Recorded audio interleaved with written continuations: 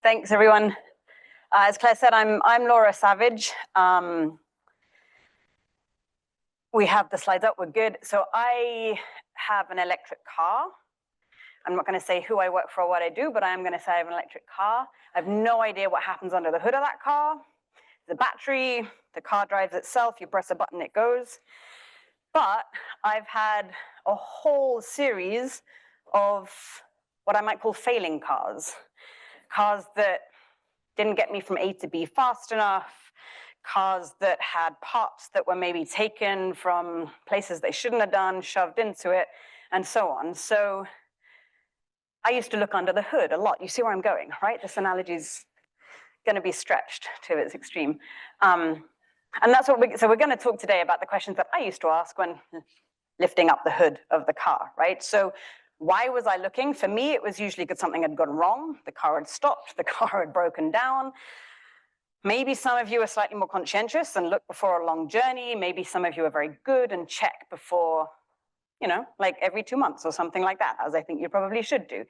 But what did I find when I looked in? Usually something had gone catastrophically wrong and I found something big. If you check more regularly, you might find small things that are going wrong, and whatever happens under there, the fan and the belt and the everything else are working in that systematic way that they should.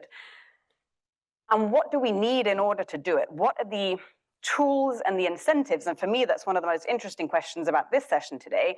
What is it that incentivizes us? And by us, I'm not a researcher, but the 4 people presenting here today are researchers. What are the incentives to look under the hood and to find those small things that are going wrong ahead of time, maybe, and that inform what you should do to fix, quote unquote. So analogy ended. I'm going to start by handing over to TJ Agostino from the University of Notre Dame. The floor is yours. Good to be here with you this morning, and what a great conference and interesting, important topics. I'll be presenting on behalf of a number of co-authors from a study that came out in Comparative Education Review earlier this year. And I'd like to suggest that what we're really talking about here today is how to learn more and faster to improve practice and systems at scale. But that can be overwhelming. Where do we begin? How do we know what to prioritize? There's innumerable possible changes that we can make to these systems and to interventions that we're working on. This is essentially what I'd like the focus of my presentation to be about. How do we know where to dig? How do we know what to be the most strategic areas to focus on for improvement? Or as Tahir mentioned yesterday, where is there the most friction in the system? How do we see that? So in 2015, I read this book. I was in grad school by Anthony Breich. I recommend it to any of you that are interested in this kind of work. It's more focused on the American education system, but it's very much dealing with these ideas of improvement and implementation-oriented research. And they have 6 principles they call the Carnegie principles that govern this work and orient the book. And I want to mention 2. The first is variation in performance is the core problem to address. And the second, and I think a related point, is to see the system that produces the current outcomes. And I think to address those 2 points, we have to answer 3 questions. Number 1, where is there the most variation in performance? Is this at the site level? Is it at the classroom level? Is it differences in children and their backgrounds? Is it at regions? It can be multiple of these things, but we have to look for the most of it, and that's where one place we could start to dig. And secondly, why is there variation in performance? What are the factors that are causing the system to behave more or less successfully? In other words, what explains the difference between a school that's growing well from the intervention to a school that's not growing at all from the intervention? What's happening differently inside the system? And third, what will work to reduce variation in performance? How do we even know what to try in the first place? And then secondly, once we try it, how do we know if it worked? This is very much related to the A/B testing that we heard in some of the recent presentations. So for this work, the University of Notre Dame and our partners in the Catholic Church in Haiti and Catholic Relief Services over about a 10-year period were engaged in supporting a structured pedagogy early grade reading program that focused on Haitian Creole and French literacy skills in the 1st through 3rd grade. And this work really began in many respects when RTI brought their quite successful program that started, I believe, in Liberia. It was showing some success in Africa, and they started to scale out. They brought it to Haiti. They implemented this program between 2012 and 2014, and the results were kind of not as successful as desired. And from some inquiry that we did with partners involved in the project, we came to the conclusion that it's not because the program wasn't good or the curriculum wasn't good. It's just that Haiti is a really hard place to work and there were a lot of implementation challenges. So when this project finished and the materials kind of went into the public domain, we sought to implement the same program, essentially, a very similar program, but really focus on implementation, service delivery, efficacy, and the rollout of the program, not really the design very much at all, in a smaller subset of schools. As you'll notice, we then did 2 other project cycles, and we never really got out of the kind of late efficacy, maybe early efficacy plus phase. And there's some reasons we could talk about why that's, I think, particular to the constraints of the Haitian context and what we should do in contexts of kind of failed or failing states oriented towards our work of scaling. But we did RCTs at the end of each cycle. We were testing different things that we were experimenting with in each iteration. But importantly, the work I want to try to discuss with you is the implementation research that we layered on top of the randomized controlled trial to really try to understand what was happening under the hood, so to speak. We sought to do this first in 2016, and we couldn't. We kind of failed, and that failure is maybe a quick lesson. Our monitoring data had data quality issues, and we wanted to use the monitoring data, but also the depth and quality of some of the indicators we were using to get at what was happening in the classroom or some key parts of the guts of the intervention, we didn't think were very good. And so we essentially weren't able to do it until the next program cycle at the end of the 2016 cycle, so around 2019, 2020. So when we think about where is there variation performance, we could look at this at a lot of different levels. This is from the USAID retrospective of 10 years of structured pedagogy programs, and we could see a wide range of variability across countries. And there's been some research on what makes more or less successful country programs.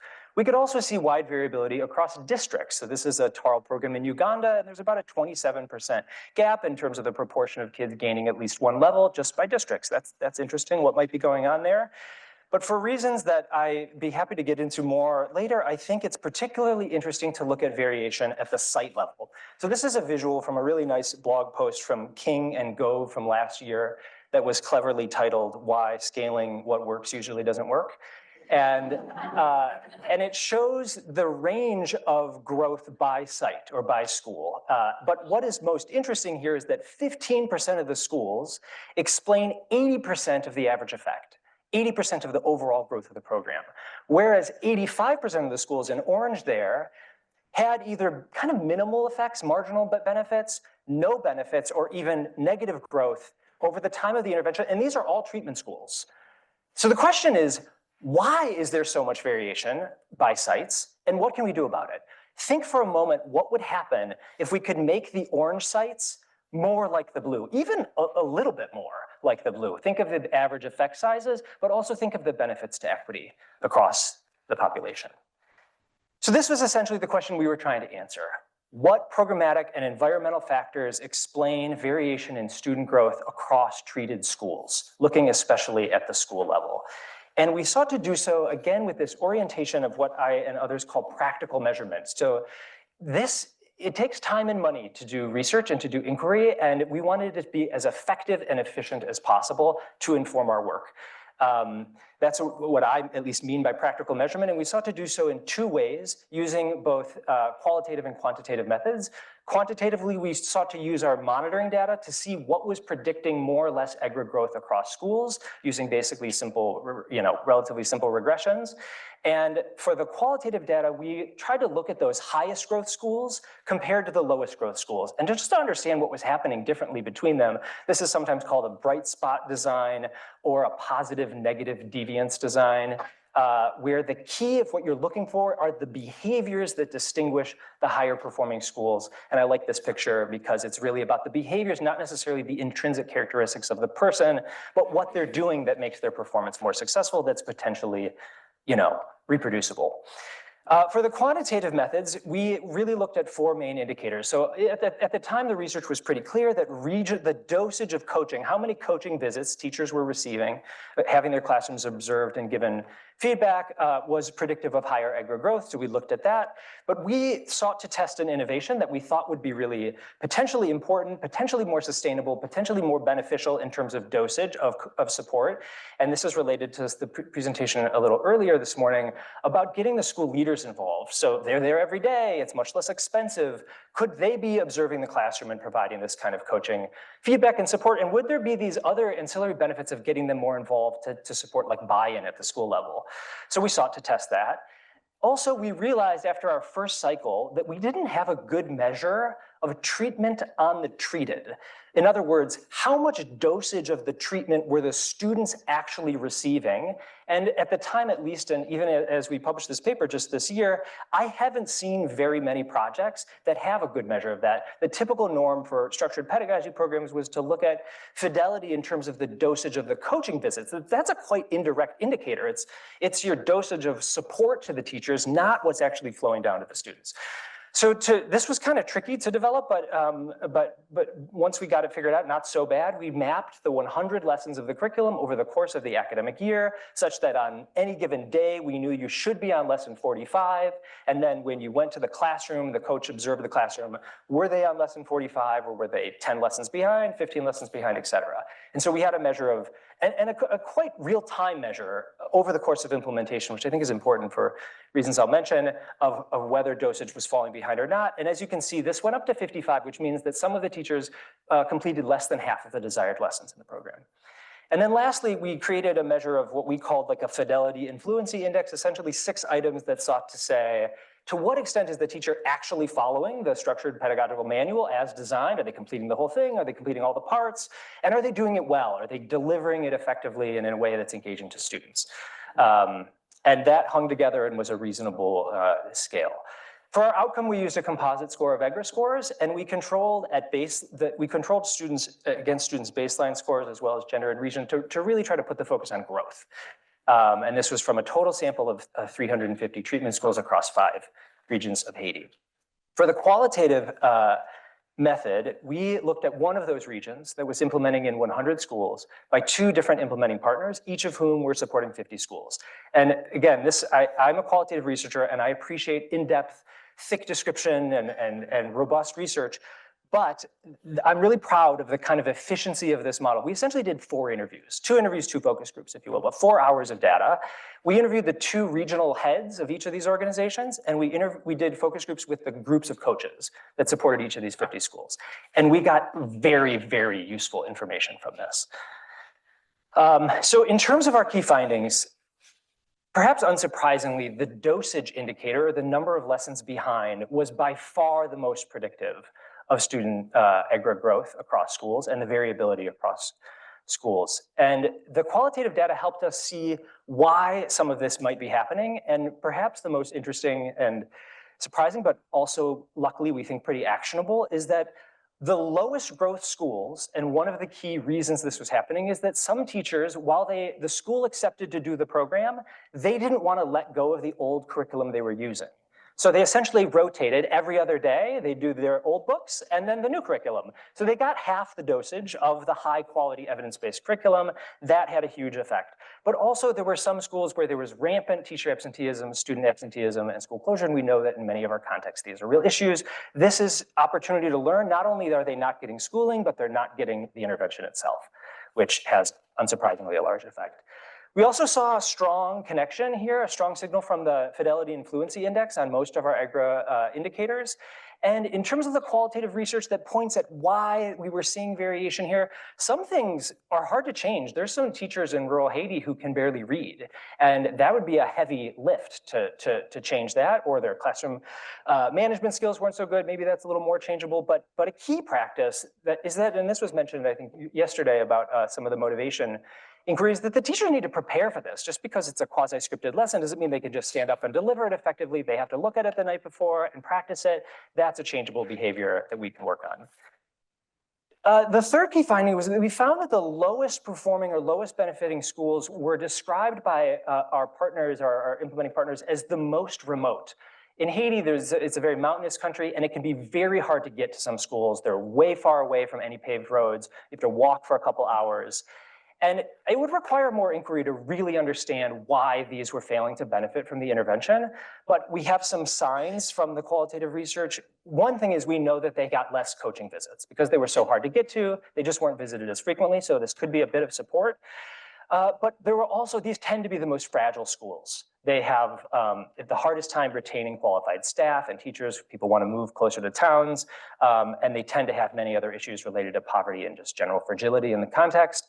We think this could be a suggestion of kind of a Matthew effect, essentially like you might need a certain threshold of functionality as a school even to receive the intervention well. But what to do about this would require more inquiry.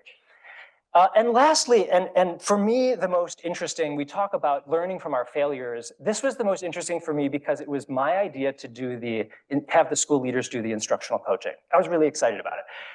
There's a ton of research from the Global North about the importance of school leaders, their role in instructional coaching. It's the thing that matters. It's the behavior that matters in schools. I thought this was a super good idea. And our results were kind of meh. Like they didn't really show any clear signal. We had one positive sign and one negative sign on two of the different, or one of the different key EGRA performance indicators. But what was most interesting to me is that our hunch was basically right, that principals, school leaders matter, and they matter a lot, and they matter a lot for variation in site-based performance, just not necessarily in the way that we thought. So it wasn't necessarily instructional coaching, but three other behaviors emerged that key or more successful principals were doing. They fostered program buy-in among their teachers and collaborative environments among their teachers. They protected opportunity to learn, essentially time for students to benefit from the intervention, especially attendance, and especially by engaging parents. The more successful leaders would call parents and say, your kids have to come to school, even going to the home of parents to encourage them to attend. And lastly, as we started to introduce a TARL-like add-on for remedial purposes, some of the school leaders really bought into this and kind of iterated and innovated with this basic norm of extra support for struggling learners. So any of these, and I've got to go fast through this, but any of these could be ongoing inquiry cycles of testing and iteration of then how to improve this. But this helped us understand where the friction points were to know where to dig next.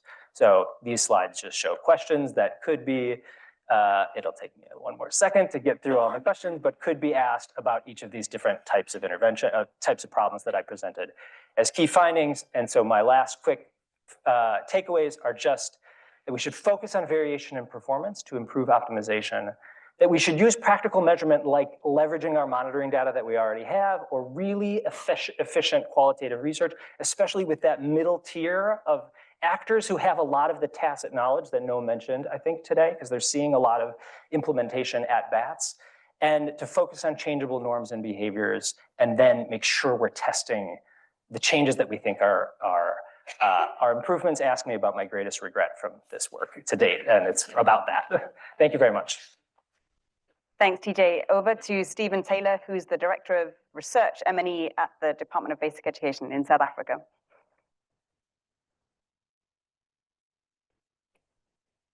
Good morning, everyone. All right, I think my presentation flows really nicely from the previous one, actually. It's around measuring curriculum implementation by teachers using back-end app user data. So I think we all know by now that implementation matters. We're all agreed on that. It matters for the impact a program has. It matters when we think about scaling, what works on a smaller scale. But in education settings, curriculum coverage is a key aspect of implementation. It's important just for generally, aside from just program effects, for schooling to lead to learning. Like if the big problem around the world is that we've done well on access, but learning levels are low, one key intermediate outcome there is covering the curriculum effectively. We know there's lots of debates about the curriculum, whether it's too packed, whether it's overly ambitious. But it is a key outcome that needs to change more generally, but also within educational interventions and programs, and especially within structured learning programs. That's one class of intervention that has had some success, and I think largely because it thinks through the theory of change at a classroom level. So instead of just delivering materials to schools and assuming they'll be used, or training teachers in workshops and assuming they will be able to change their practice, structured learning programs provide daily lesson plans, so there's a daily prompt to enact what you've been trained on. And often they provide some kind of on-site support like coaching, which also ensures that the program is implemented and it's implemented well. So we need to measure curriculum implementation in these kinds of programs. We have various traditional ways of trying to get at it. It's often difficult. Most measures have their limitations, whether it's observing learner workbooks and exercise books and trying to count topics or the number of days in which exercises were done, whether it's observing lessons of teachers. That also has its limitations. It's quite resource intensive in terms of researchers getting into classrooms. Also, perhaps practice changes when being observed. Maybe your teachers teach their best lesson. And then we also have self-reported information from questionnaires about how much of the curriculum have you covered, how far you're back, and self-reports also have their limitations. So in this presentation, I'm going to explore some data we've got from a program where we have back-end user data based on an app that teachers use to deliver a structured learning program in South Africa. The background to the intervention is that this formed part of a 3-year RCT in which there were 140 schools. All the schools got the structured learning program. They all received base training. They all received an electronic tablet with the app on it. The app included all the lesson plans. But 40 schools received external coaching, something which we've seen work before in previous iterations of this kind of RCT in South Africa. Another 40 got coaching internally within the school from the departmental head of the foundation phase of the school. So we were hoping that that would be like a cost-effective alternative to on-site coaching. The basic results on learner outcomes were that external coaching, once again, seemed to be the thing that drove improvements in learning outcomes, especially at the grade 2 level. The grade 3s, we saw mixed results, and a grade 4 cohort, we saw no significant results there. Unfortunately, the DH-led coaching model did not have significant impacts on learning outcomes. But the focus is on the back-end user data as an intermediate outcome here. So all the teachers across grades 1 to 3 were given electronic tablets with the app, which included daily lesson plans. Each lesson plan had a few slides. And then in the data I have, each row in the data shows us the school. It has a username, which is a teacher. It shows us what slide was accessed. So for instance, term 2, week 3, Tuesday, shared reading. Is an example of the slide ID. And then importantly, we have a start time and an end time for every app use event. So every kind of accessing of a slide, we can see when it was done and how long it lasted. I have this data for 2022 and 2023. In 2022, we find 495 unique users. And in 2023, only 193. So quite a big drop off in terms of the number of users that we find in our backend data, compared to about 1,000 teachers that received the tablets. So there is a question, and I have to admit I'm not 100% sure of why, but there is a question of are all the teachers, the roughly half the teachers that never show up in the user data, are they just complete non-compliers with the program?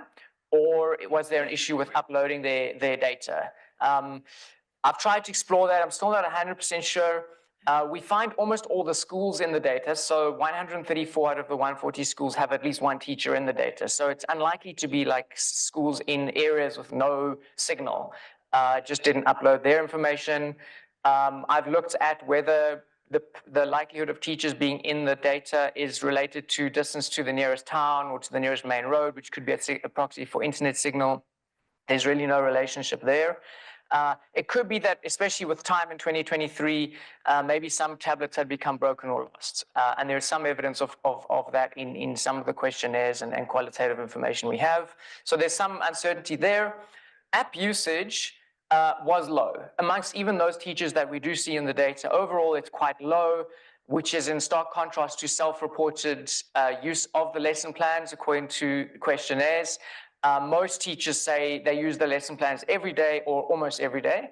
But in reality, these graphs just show the number of unique dates in 2022 and 23 with app activity for all the teachers. And you see that a lot of teachers have less than 50 unique days in a year where they accessed the app. So they're not using it every day, almost every day on the whole.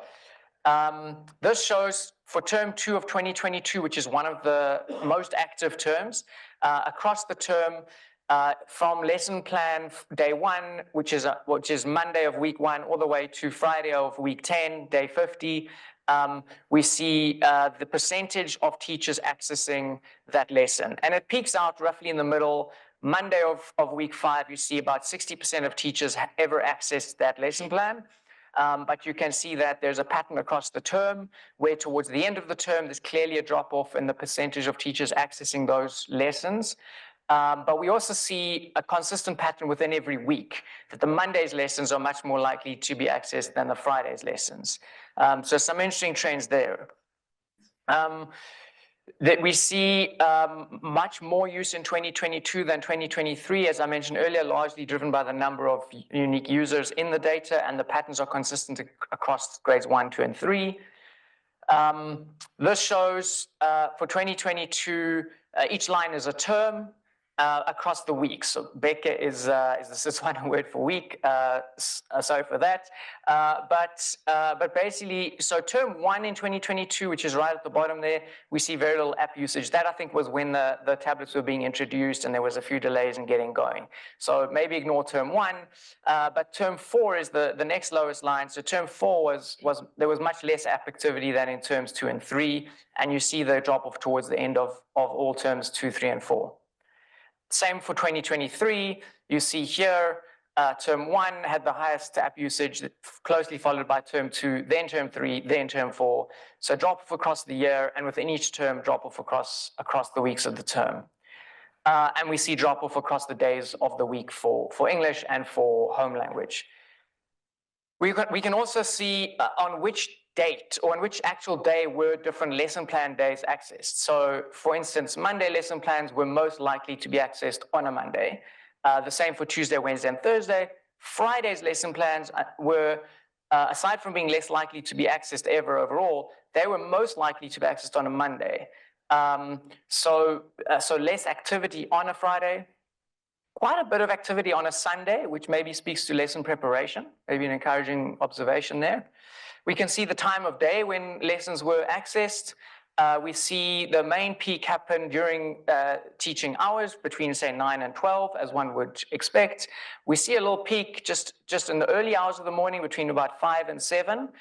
So that could be lesson preparation again, and then a bit of a peak in the evening, again, probably lesson preparation, especially on a Sunday.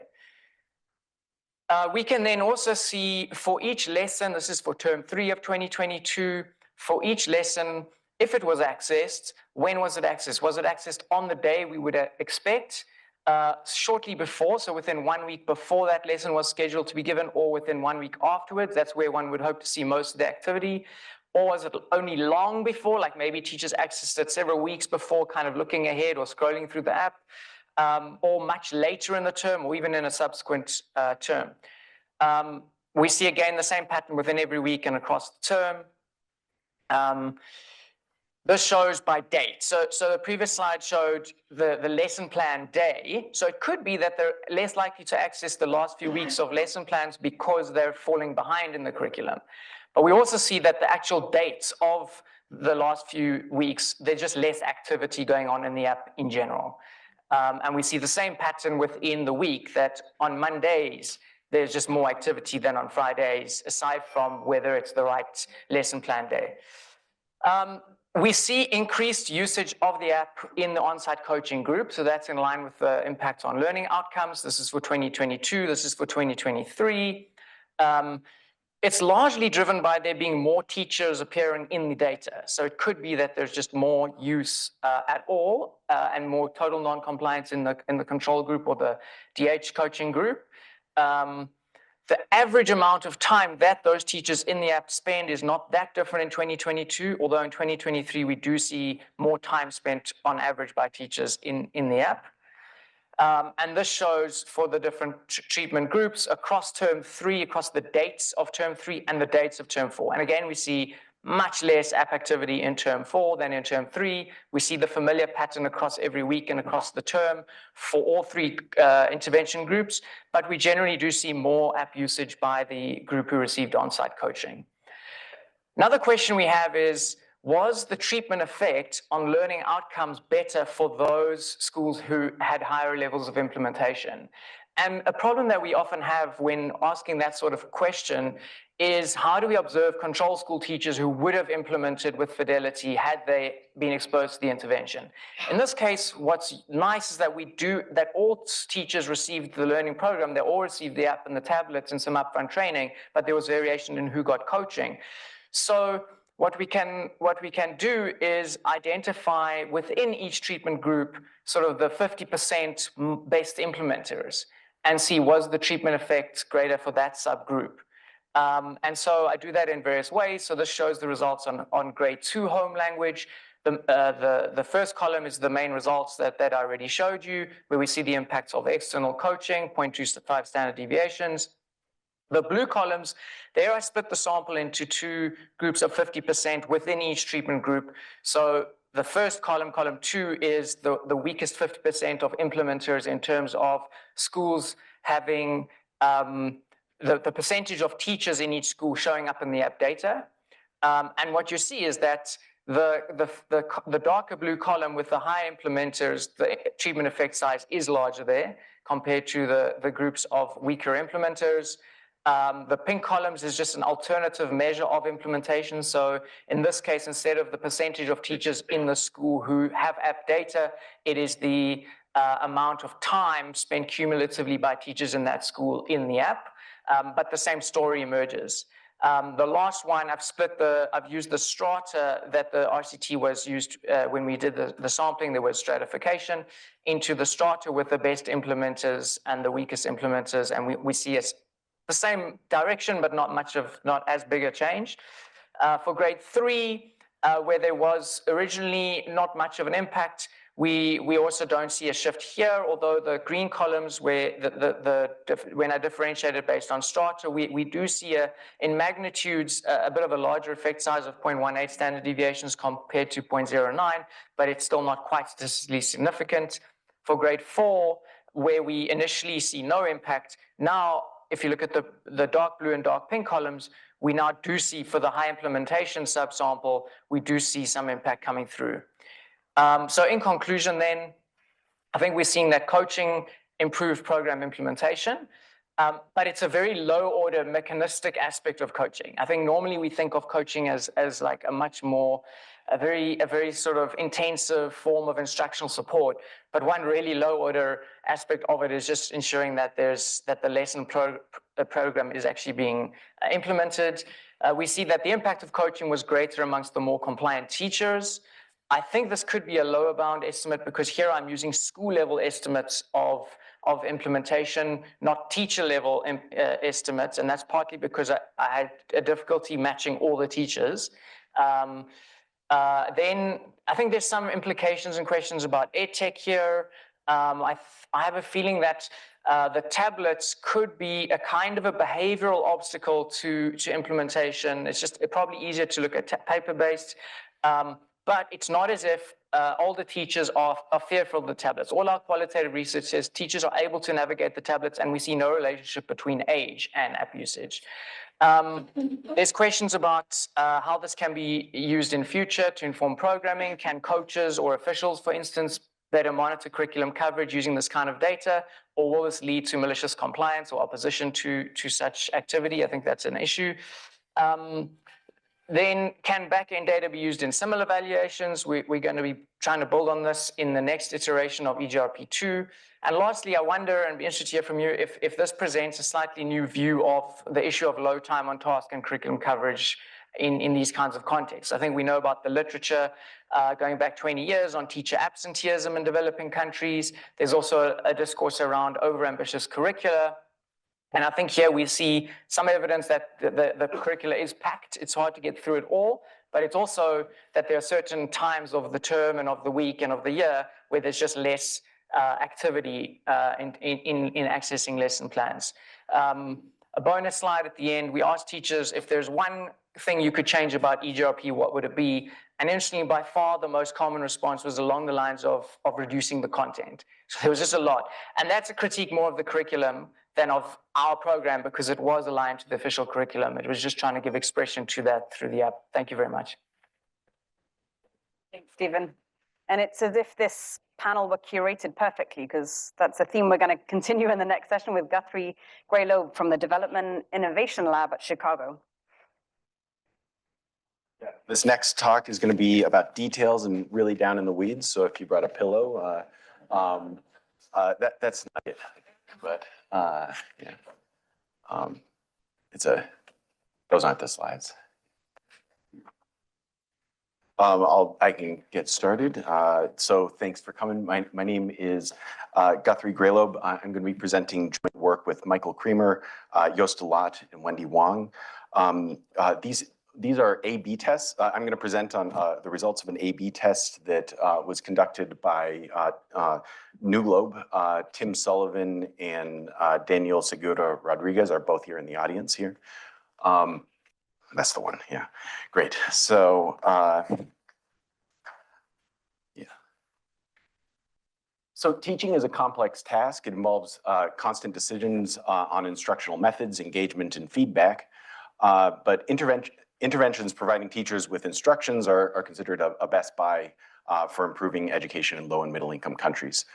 But this leaves a question of which tasks should be codified in explicit instructions and how detailed should those guides be, right?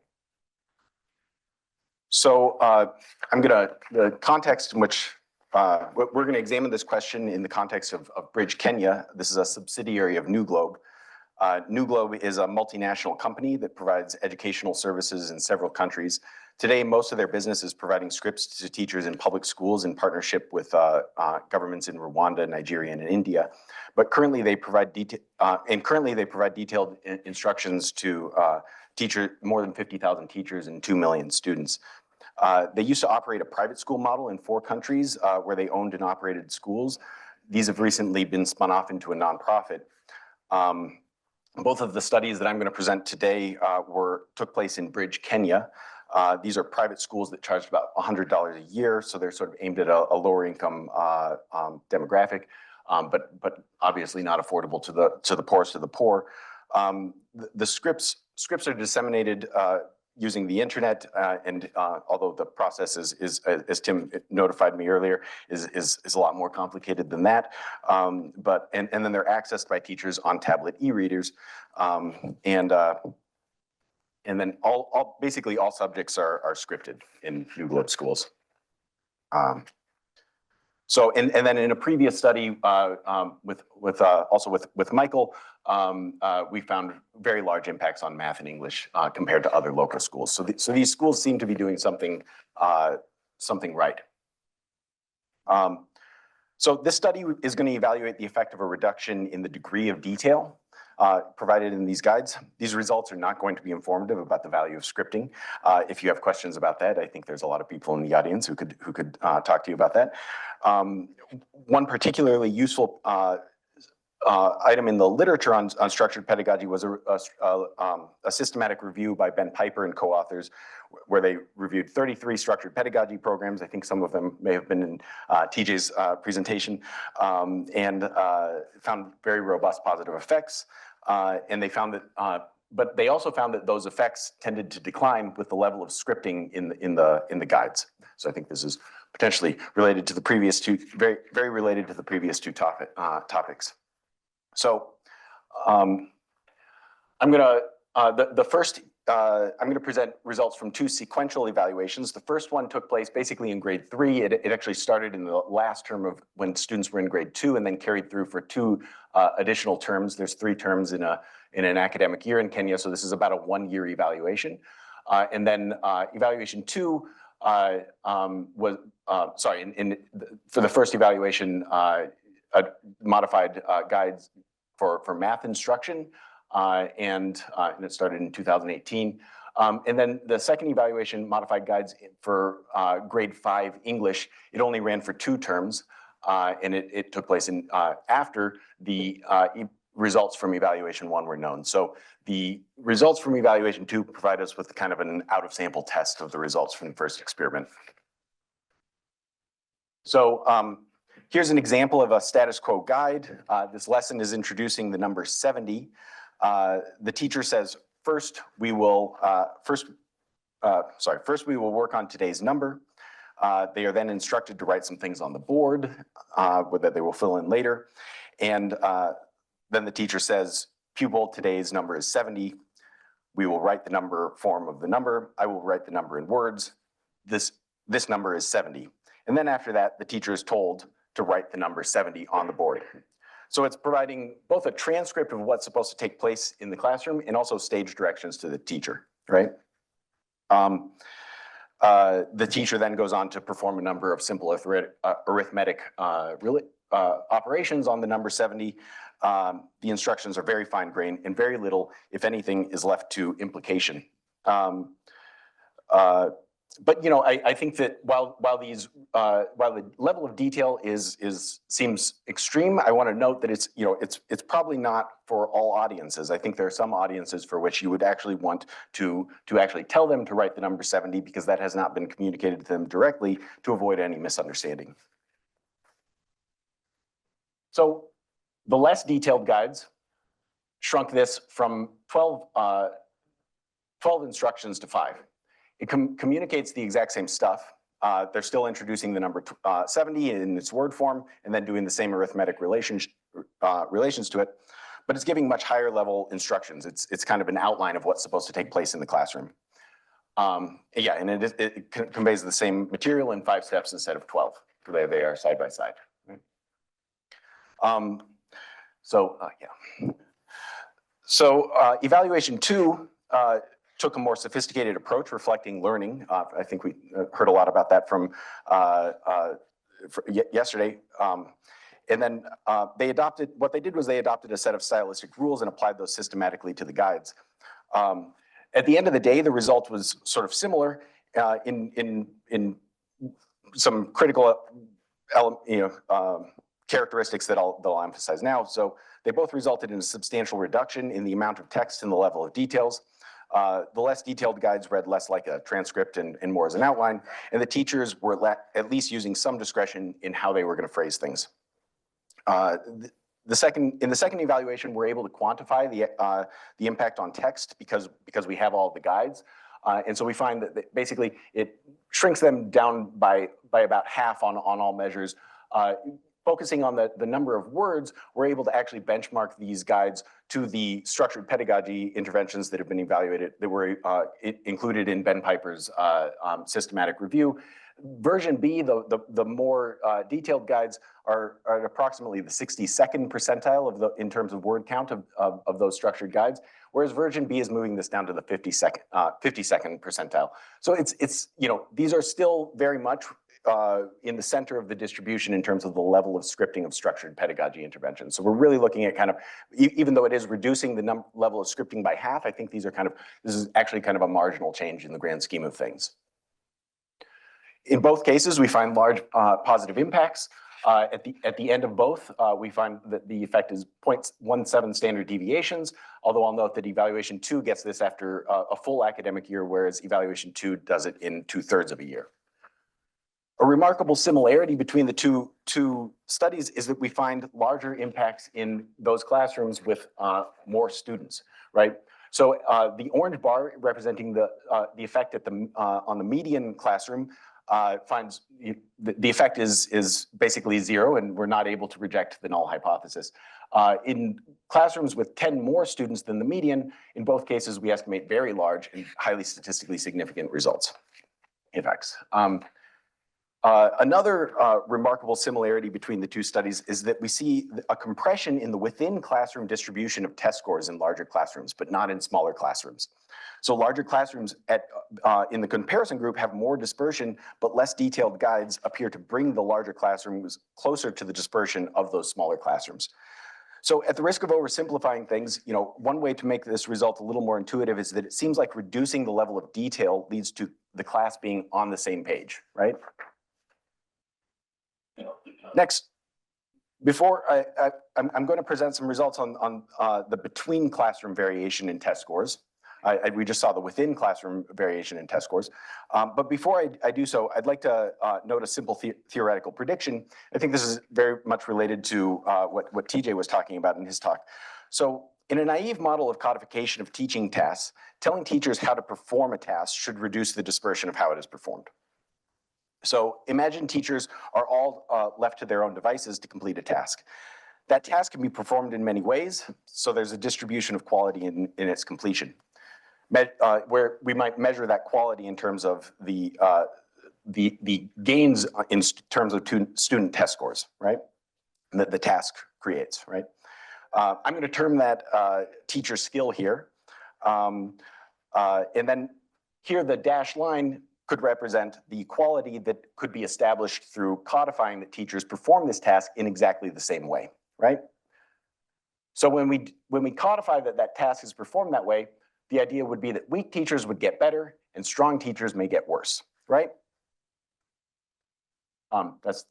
In this case, I've got, on the left, I've got the level of the quality of the codified instructions as being below the mean of the teacher's ability. So in that case, we would expect that reducing detail, not scripting some of these tasks would increase test scores.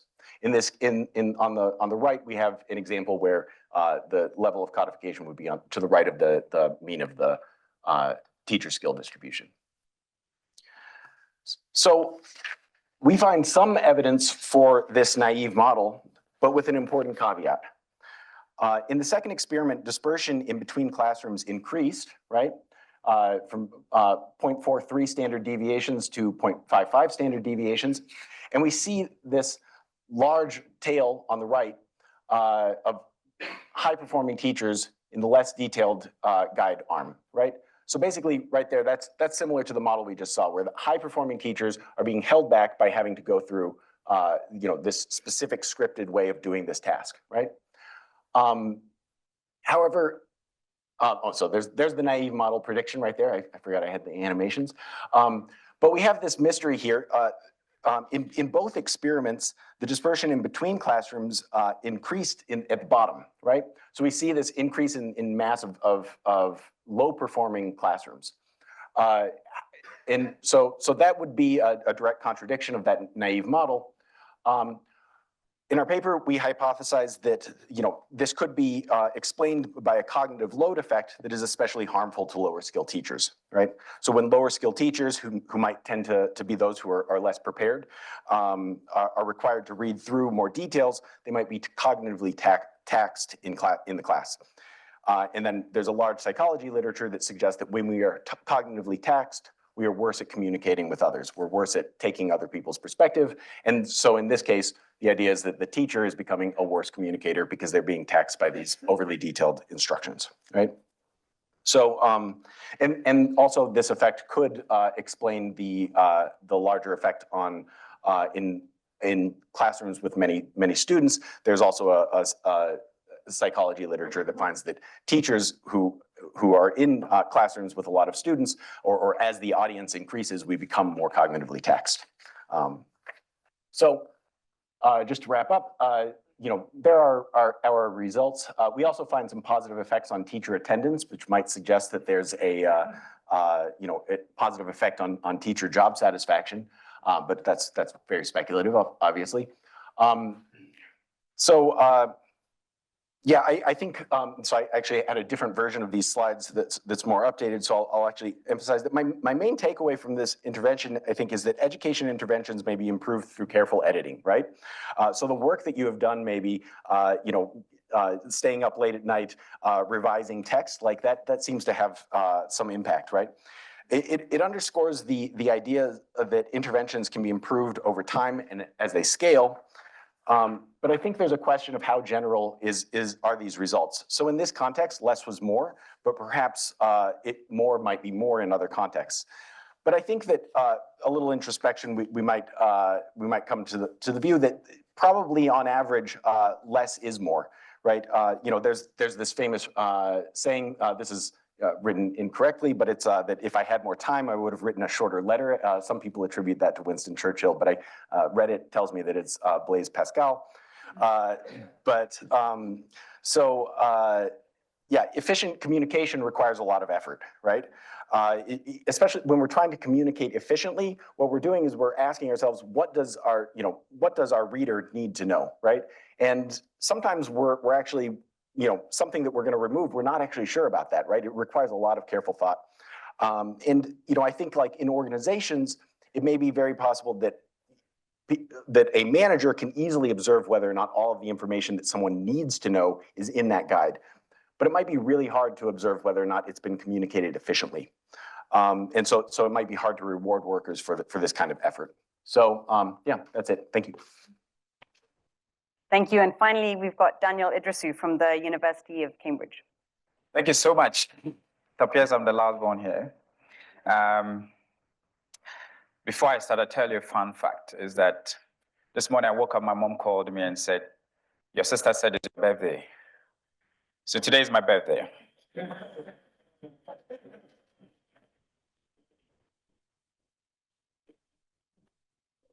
Thank you. Another one is that the room is full of early career researchers as well as experienced ones. So in the next 2 years or 3 years, the early career researchers here are going to be the voice of what works. So please talk to us and please talk to the experienced ones and let them tell us what will work, and then we can learn from that. And in the next 6 years, what works out, we'll be back again to tell you what actually is working. Now my presentation is, so briefly, I guess that when we begin to talk about what is working, my conviction is that we are talking about what is working in a context that is perhaps underdeveloped, or where there is marginalization, or where children are out of school, communities that are poor. At the Real Center, in collaboration with Education Sub-Saharan Africa, in 2017, decided that they need to get African education research in one collection. Why is it the case? Because Africa is well endowed with both human resources. And so what knowledge is being produced there? And where are they? Are we seeing them? Are they visible? And so they created the African Education Research Database with the idea of visibility and accessibility of African research. Now, the reason is that it will help us in research ethic and evidence for policy making and development. So the database currently has over 6,000 publications, with at least a publication that contains one Sub-Saharan African-based researcher. So through this database, there was an analysis of where are these publications and what are the level of education are they looking at. So we did analysis and they found out that early childhood education is far behind when it comes to research and evidence. So they started another project to look at early childhood development, which includes early childhood education research and foundational literacy and numeracy. So today, I'm going to focus on early childhood education research and foundational literacy. So we mapped that because of the African context, which I've already given brief information about that, is that the whole conversation that we're talking about is what works. But the question is that where and for whom? Under what circumstances? I think these are terms that we've already heard since yesterday. And why Africa is because oftentimes the knowledge and the ideas that comes there are more likely to be overlooked, will not be part of the conversation when we go to the table. And meanwhile, what works, the idea is it has to be contextually and culturally very relevant. It should be, right? And so the question is that what works and what are the measures and strategies that are supposed or are working for the people of Sub-Saharan Africa? Now, so when we did it, so early childhood education and foundational literacy and numeracy. So we did this research. And if you look at the map, you will find that virtually some countries have 0 publications. So it means that The early ages, which is so important, there are no research, which means there are no evidence. And in those contexts, how do we develop or come up with policies that are evidence-driven? So where are my funders in this room? So researchers, please go to them. And I'm sure that this would push them to give you money to do research in these contexts.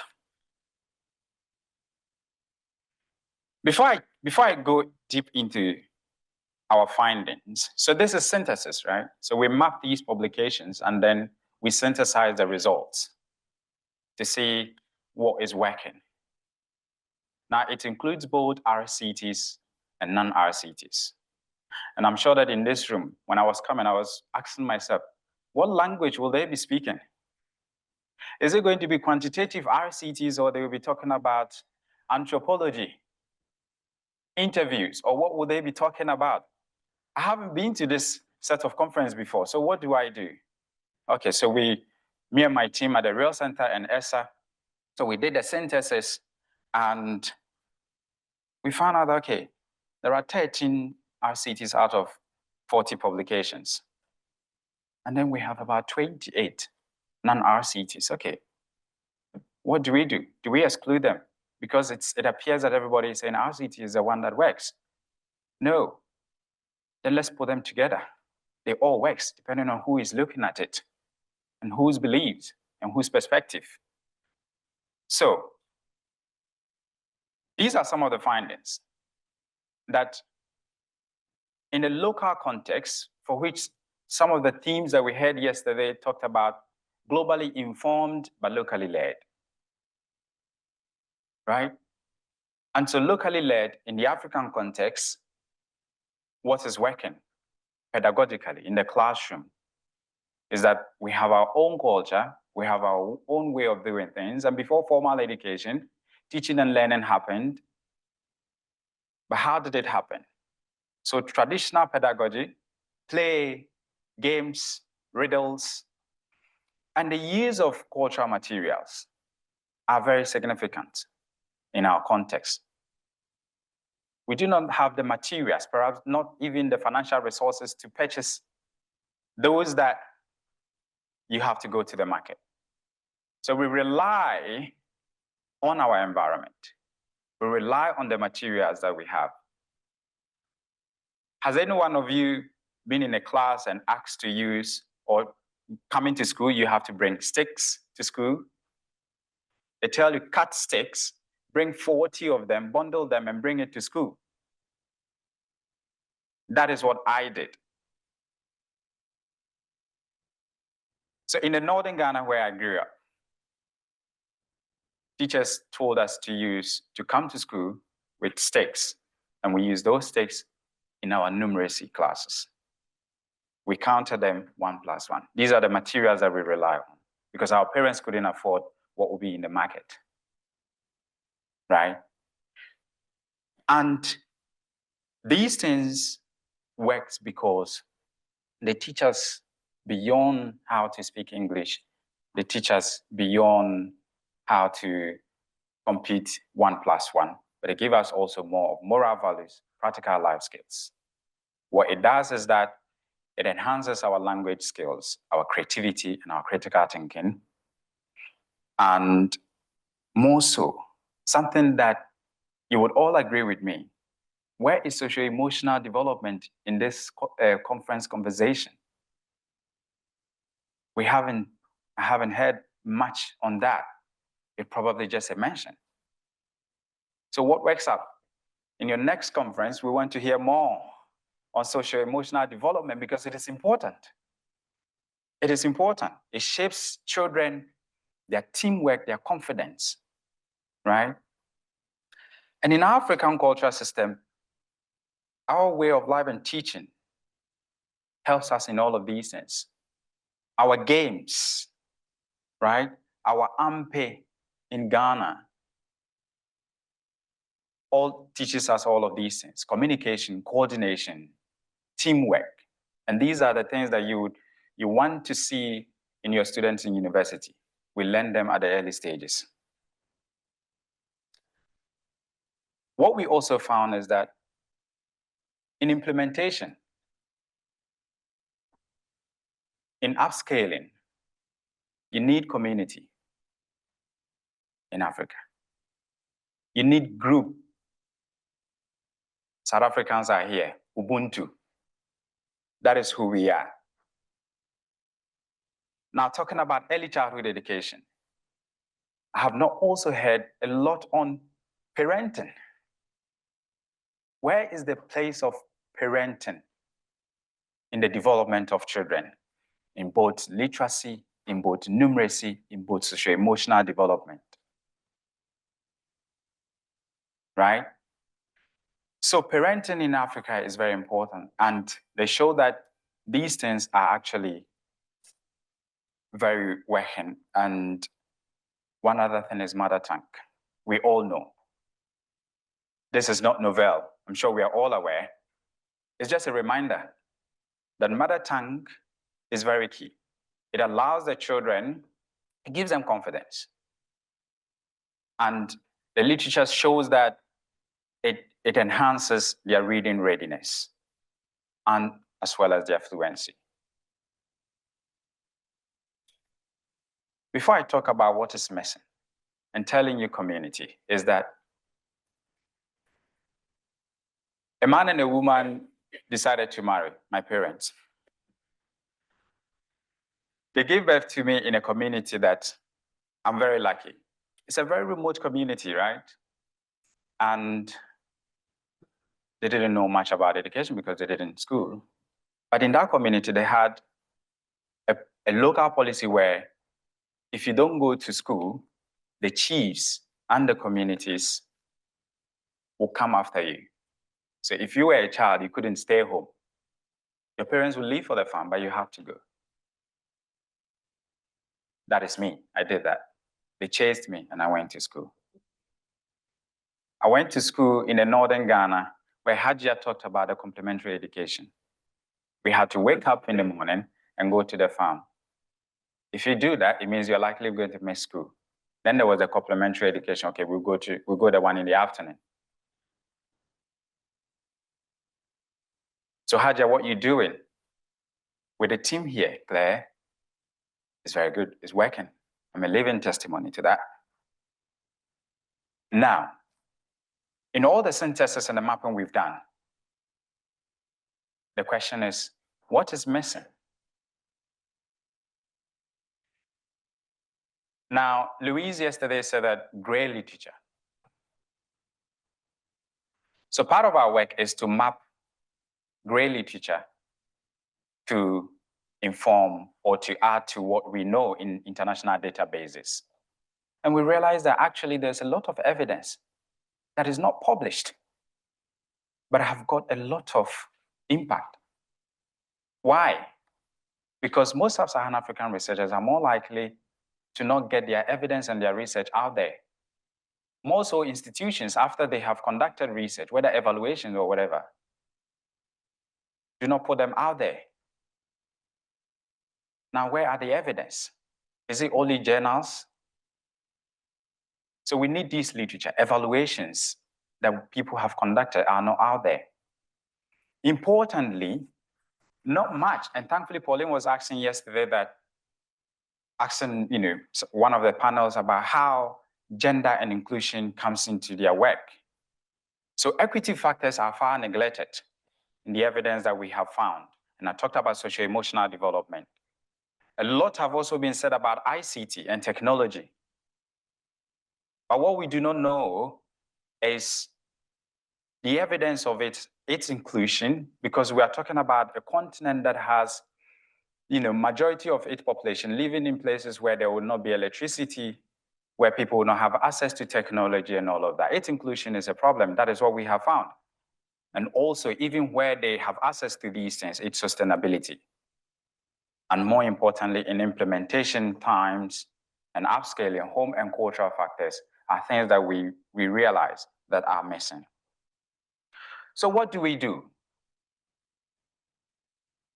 What do we do? What we do is that neglected themes that I've mentioned, relation to gender, disability, need to be included when we are upscaling and implementing some of these things. Then we can talk about meeting inclusion. And also we need funding for Sub-Saharan African-based researchers. And we need a source of data where we can all come together and find these things. Now, a lot have been said about teachers. Teachers in marginalized communities need empowerment.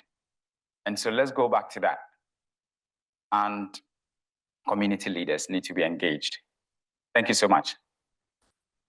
All right, so usual format. We've got about half an hour. I'll take questions in groups of threes. Hello. Sorry, these Yep. are questions from Do online it. participants. Thank you, thank you.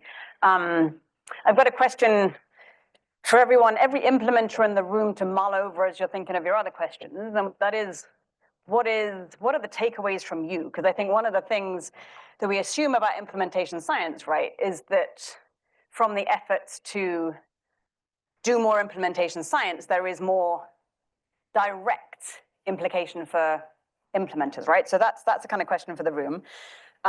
I sat and enjoyed those presentations thinking, wow, what an arc over 10 years, right? For 10 years, we've had some people in this room coming together every year and have gone from, there's a crisis, some really basic data on we all need to be talking about foundational learning, to hang on some really big and obvious things that we think will work are not working, which was, I have to say, at the time as someone working in policy, was really frustrating to get to that point of, yay, something big is working and then, but it's not. And some sort of, at the 15 minutes, it's always been 15 minutes, right? The last 2 minutes were often, after all the Greek and the algebra, there was always the, and this is why we think it might be. And I think we're now getting to that point of rigorous research on why we think that might be, which is the whole point of the What Works Hub, right? So here we are. There are still many, many questions emerging from, I think, what each of you have given today. But I think we are getting to, going back to my analogy at the start, what do we find when we do look under the hood? We find a lot of stuff, some of the stuff we might have anticipated beforehand, but and as others earlier today have said, some of it we might have done, some of it we might have not.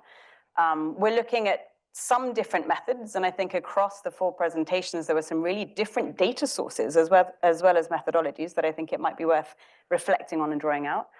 And I'm still curious, I think there's a bigger question for me in the room of, why do we look under the hood? You know, yes, you pull out information, implementers want that data, right?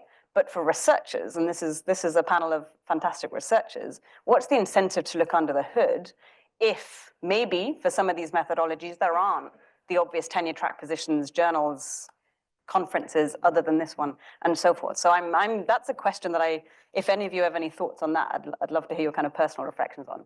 But I will turn and take 3 from the room, starting over here with 1, over here with 2, and at the back with 3.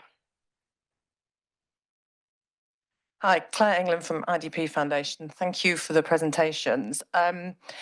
I know we talked about factors like teacher absenteeism on the impact of implementation, and Guthrie, you talked about the differences between medium and large classroom sizes, but I think the latter was like 25 to 28, and we know that in public schools, those numbers are higher. So I'm wondering from other members of the panel, with factors like classroom size and with school meal availability and fortification, what are the kind of, those kind of circumstances on that, sort of trickle down effect, and how, how do you take that into account?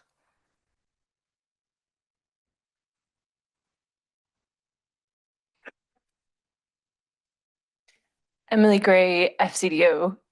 Daniel, your presentation has excited me greatly. All of us have lives outside what we do professionally, and I'm also a traditional Celtic storyteller. That's my fact for the day. What I think is so interesting from the discussion that has just happened, or the presentations that have just happened, is a lot of what we focus on is what can we get teachers to do with scripting, with lesson plans, and that's really important that they have the scaffolding to support them in the classroom. we seem to have much less discussion about what our teachers bringing to the classroom. And I think a lot of that, as you picked up on, is around the traditional knowledge, around the storytelling, around how are they interacting with their environments in the school, and supporting children to connect with that and therefore better with the lesson. So my question is, I'd be really interested in your views on how we discuss that more, how we bring that more into the conversation and empower teachers by recognizing what they do have rather than what they don't.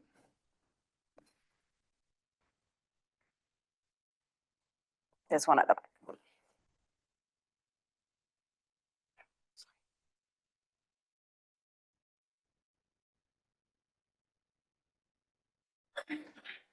Thank you. James Erwick, Uwezo, Uganda, I work for. I have a question for Stephen Taylor, which relates a bit to the last speaker's comments. I realized that you were conducting a large field experiment, but there seemed to be some underlying assumptions that disturbed me slightly. I'm wondering whether every teacher, every primary school teacher in South Africa has to teach exactly the same lesson on a Monday morning. Do we have a French style centralization there? Do teachers have any autonomy to plan their own lessons? Is the quality of what they do to be measured by how closely they stick to a prescribed lesson plan format? It's not only from your presentation, but also from some other sources I've seen that I get a bit worried about this. Is there such a thing as teacher autonomy anymore? The last speaker from the panel was saying, that teachers need empowerment. Is this the way to do it? Are we overdoing the measurement of the minutiae of what they do? Thank you. Daniel, do you want to kick off? And then Stephen, and then others, if you've got reflections on that first question. Yes. So your question, I think your question should have been for people in the policy space and people in the implementation VVOB and activists or advocates, right? So that, okay, these are things that we think are important, but how do we bring them into the policy and curriculum? It all boils down to policy. It boils down to implementers. But I think that there is hope because in Ghana, in some schools, obviously these things are being used. Storytelling, play, games, and all of that, and cultural materials and things like that. They are being used, but it is about, the question is, how widely are they used and how can we upscale this? So I would leave that to policymakers and implementers in this room, and also those who work closely with government. And Hajia is also here in Ghana, so I'm sure that we begin to think about some of these things. Stephen, to you, and can I just add a quick one because it's related from the online one. Do teachers use the back-end data as well? Thank you. Teachers don't use the back-end data. At this stage, we actually haven't really used the back-end data at all. We got it a little bit late from the service provider. And so it's more a question for the future of how can we use it operationally. Like at this stage, I'm the one using it for kind of research purposes to better understand how the program was implemented and the impact of the program. But we haven't really yet exploited possibilities of using it, for instance, for coaches to understand which teachers are implementing, which ones are not. And as I mentioned, I think I'm cautious there as well about how to use it potentially. And then maybe shifting to the question from James. So firstly, you've heard your question as teachers in South Africa in general. This was an experiment in 140 schools, so this isn't the norm across all schools. What is consistent between this and the rest of schools is we're using the official curriculum, The issue is that we're providing daily lesson plans, so we're trying to kind of give expression to that curriculum on a daily basis. But also not being sort of overly heavy-handed in saying like you have to implement this day on this day, or it's more a resource for the teachers. I think we're moving towards a sort of a recommendation coming out of our research that lesson plans can be a resource for teachers, but not necessarily something that as government we want to really sort of enforce the use of it, especially not sort of like on this day. And in fact, I think part of the theory of change of coaching is that coaches can help teachers to kind of like apply it in their context. And so to sort of navigate some of the challenges between maybe falling behind in the curriculum, or if you've lost teaching time, how do you then catch up? How do you make decisions between following today's lesson versus catching up on previous lessons? Some of those things. So no, the intention is not to sort of completely take teachers' autonomy away or to force them into one way of doing things. But I also think that with lesson plans in general, what we've seen in South Africa is there is this concern that perhaps it will narrow teaching practice or take away some autonomy. But in fact, what we see in control schools is a very narrow form of practice, largely teacher-centered, chorusing type of activities. And what we see in the intervention schools through the more qualitative case studies and lesson observations is we actually see a richer repertoire of instructional methods being used by teachers. So we feel like the lesson plans and the training expose teachers to forms of instructional methods which are actually prescribed in the curriculum, but which are not often implemented.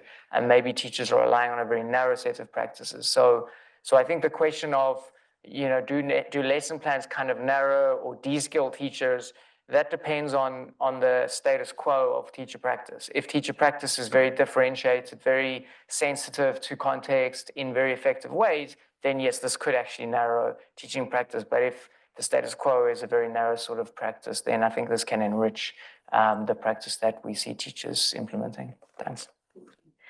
TJ and Guthrie, I'm going to ask you to pick up on Claire's question if you've got any thoughts on that sort of contextual one, but also there's a methodological one for each of you. So TJ, on the indices that you've used, can you talk a little bit more about how you create them and how you test the validity of the measures, any lessons or resources that you can recommend for them?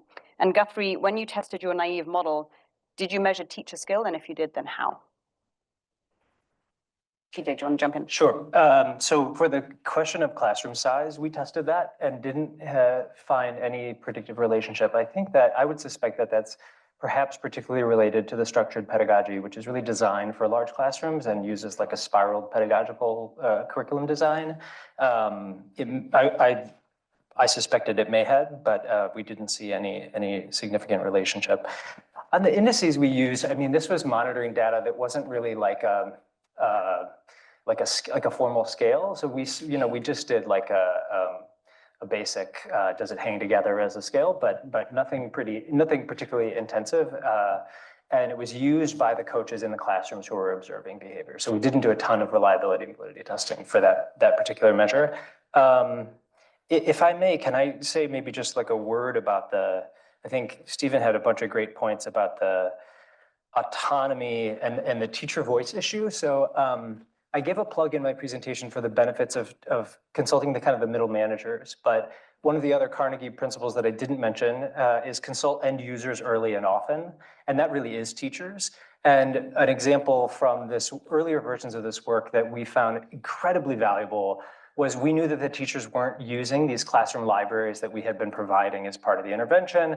And one of my colleagues went, talked to the teachers, had a couple quick focus groups, and immediately realized they were designed very inappropriately. The books were too difficult. They weren't leveled. They wanted books. They wanted to use them in the classroom. There was a desire for that, but they wanted good books and books that their kids could access and use. So we redesigned the books and redesigned the libraries and embarked upon an improvement journey to that. But just concurrently, one of the major donors canceled the libraries around the same time we were reinvestigating, because they saw the same data that they weren't being used. But if you don't talk to end users to find out why, you'll miss like incredibly important contextual information. So agree fully with that. And maybe just a final point on the autonomy question. Autonomy, I think you said this, Stephen, but autonomy has to come with capacity.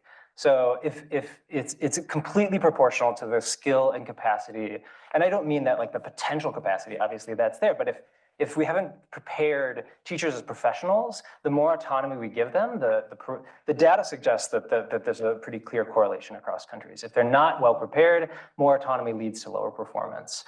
So this can be, I think, a stopgap measure as we're working towards the longer term goal of really equipping teachers to be the professionals that we need them to be. This doesn't get you to high performance. This can bring up the bottom and bring you to a like adequate performance on the journey towards kind of upskilling and professionalizing teachers. So in answer to the question of if we have direct measures of teacher skill, the answer is unfortunately no. We would love, we've thought a lot about whether we could maybe collect that somehow, but I agree that would be a great thing to include in the study. I'll just follow up also on the question of teacher autonomy and empowerment, because I think it was a point I kind of missed in my talk. So just to extend my 15 minutes here, I think it's kind of a false dichotomy to say that we're either scripting or we're giving people time, to use their autonomy. I think that there's an open question about how much you would script, and as we saw, like, reducing the amount of scripting did seem to have some positive effect on teacher job satisfaction. But I think that what our results suggest is that, in designing these types of things, you have to think about the user experience. I don't think it's the case that teachers don't want help with these types of things. I think, if you looked at French teachers who maybe have total autonomy with what they do in the classroom, I'm sure they're still going on ChatGPT and getting help with their lesson plans. No offense to French teachers. I'm pretty sure that's happening. So I think that, like, the question is, how do we offer that help in a way that it's something that they want, Yeah. Next round of questions. One over here.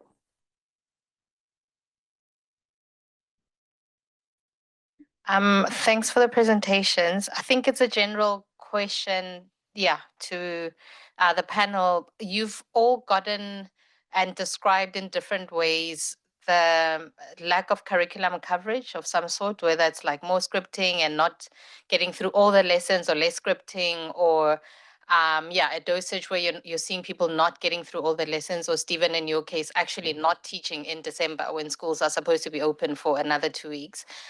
How do we reconcile that? Like, that's the reality. We've now quantified it, etc. It's not even like the designed and enacted curriculum per se. It's like we are budgeting for a 40-week teaching year. And if in reality people are delivering a 20-week year or 30-week year, whatever the difference is, how should we be thinking about that in more like practical things that will actually get done? There's one here, just in the middle here. Thank you. Yeah, thank you to all the presenters. My name is Sophia D'Angelo from education.org. First of all, well, TJ, thank you for bringing Latin America and the Caribbean to the discussion. I'm based in the Dominican Republic, so a little biased, but I appreciate that. You also mentioned the point about fragility, which I think is something that we've kind of overlooked a bit.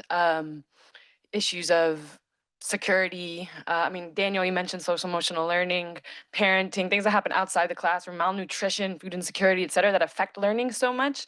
So I just wonder if any of the panelists have any reflections on that and where that fits into the agenda of implementation, science, evidence, et cetera. Also, real quick point to Daniel, and if we don't have time to discuss this now, I can catch up with you later, but I'm really happy you mentioned gray literature, especially because we know there are already some power dynamics to getting African-based researchers into peer-reviewed articles. I'm wondering, is there any plans to incorporate that gray literature into the database and or appraise it or do some sort of quality control, right? We want to include gray literature, but we can't include everything, right? There has to be some sort of mechanism. Okay, thank you. And one more here. Thanks. Thank you for the presentations. They're all very interesting. Daniel, you mentioned the organizing and getting the gray literature out. And this is maybe a question for everyone. How do you think not just about putting information out, but pulling policymakers in?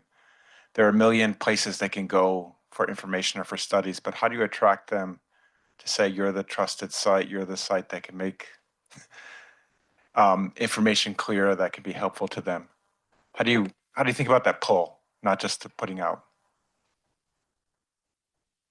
Daniel, I'll start with you again because there's 2 direct ones for you. Right. And open up. So for your question. Lucy is here, Pauline is here. So I think there's a discussion. There's a discussion between the SN and Real Center on how we can incorporate the Gray literature into the African Education Research Database. But in the meantime, we have them in an Excel where we're trying to upload them on there, and there will be a link to each of these studies.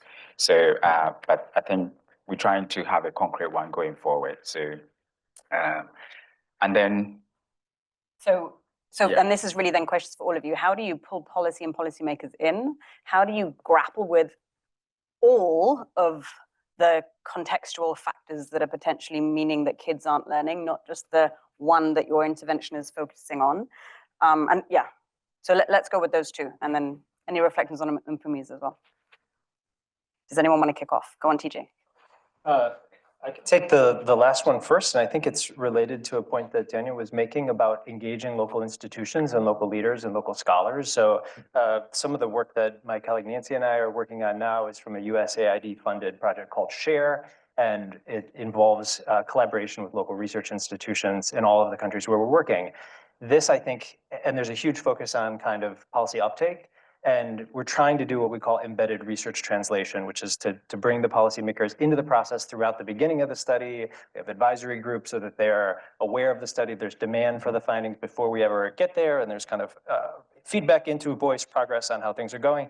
But I just think the fact of engaging high quality researchers robustly in really meaningful collaborative research does a huge bit for like this policy impact section, because they're the people who have the relationships. They have a seat at the table, they have relationships with the ministry. So if we're doing that work well in the way we would want to, I think it's also going to help with the policy impact side.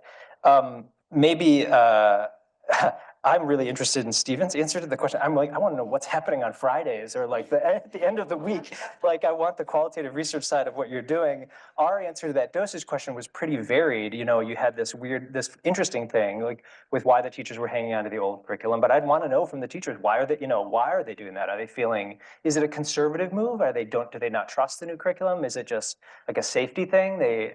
So there's like a little change problem or challenge there. There's also just there's some realities here. The teachers are not well paid. The lowest performing school in our sample, there was a great quote in the paper. The regional director happened to visit that school, and he said, this school closed on Thursdays because it was market day. All the teachers were selling stuff for a side income. They just didn't bother to open back up again on Friday. So it's 3 days a week. The dosage is, if you're going to do that as a school, is going to be significant. So there are schools like this in our populations. And at the end of the day, I think what we're doing is school improvement at scale, and we're taking bites out of the apple. If we're not seeing these as organizations and institutions and the complex problems that surround what they're doing, not just how they're implementing our intervention, we're going to have to get there. And I think some of the really important work is going to go more towards school leadership, more towards institutional vitality.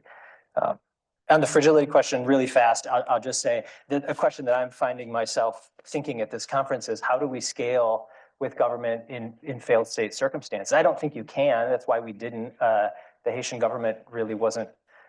We didn't think it would be possible, and it's even less possible today.